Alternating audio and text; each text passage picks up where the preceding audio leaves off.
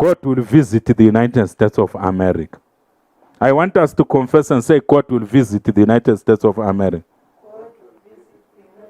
The first point is as follows. I wrote the message in point form. In troubled times for Christians, I see God visit millions of Christians with revival and renewal. That's the first point. In troubled times for Christians, I see God visit millions of Christians with revival and renewal. So Christians should not expect things to be calm at an earthly or human level there in the United States of America, because God is busy shaking in that country. The confusion may actually intensify.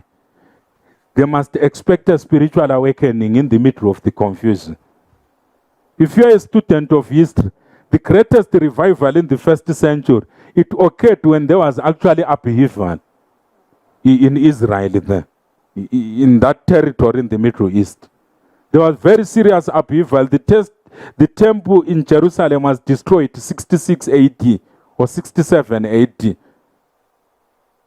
But during that time, there was a massive Christian awakening.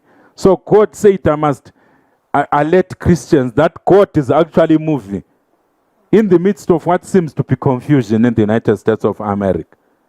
The second point, I see a prominent leader who will be in and out of hospital because of old age and sicknesses. Not sickness, but sicknesses. I know the person that I'm talking about, but at the present moment, God told me not to mention the name. Let us continue to pray for unity.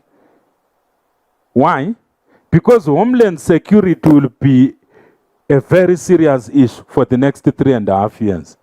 Homeland security. Not problems in other countries, but problems within the United States of America there. I see a lot of things in the vision exploding. A lot of things, what?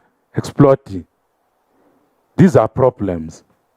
These are things which will cause them to be what? To be fearful. These are things which will cause even those leaders, those among the leaders who are godless, to say, guys, to say, people, let us pray. Men and women, let us what? Pray and seek God. The Spirit of God says for 3.5 years, homeland security will be a very serious issue in the United States of America. God will shake Washington, D.C., the seat of power in the United States of America. He will do it for his own glory, in his own way, and at his own time. And then the next point, there will be very stiff opposition against a certain woman ascending to the highest point in the seat of power in the United States of America. There are forces that are positioning a certain woman to be elevated to the highest point in the United States of America. But there will be very, very serious opposition. No, opposition which is not a joke. I want you to say opposition which is not a joke. As I'm talking, the Spirit of God was telling me when I was writing this point that there are pastors and prophets in the United States of America who have seen this thing in a vision, who are praying against this. Not because they hate a woman, but because of the character of the woman and what the woman stands for. Not because they hate a woman. Why would we hate a woman when all men and women are born out of a woman? Even the Messiah, he came through a woman. He didn't come through a man. Even Jesus Christ, when he was coming to the earth, the road that he took is called a woman.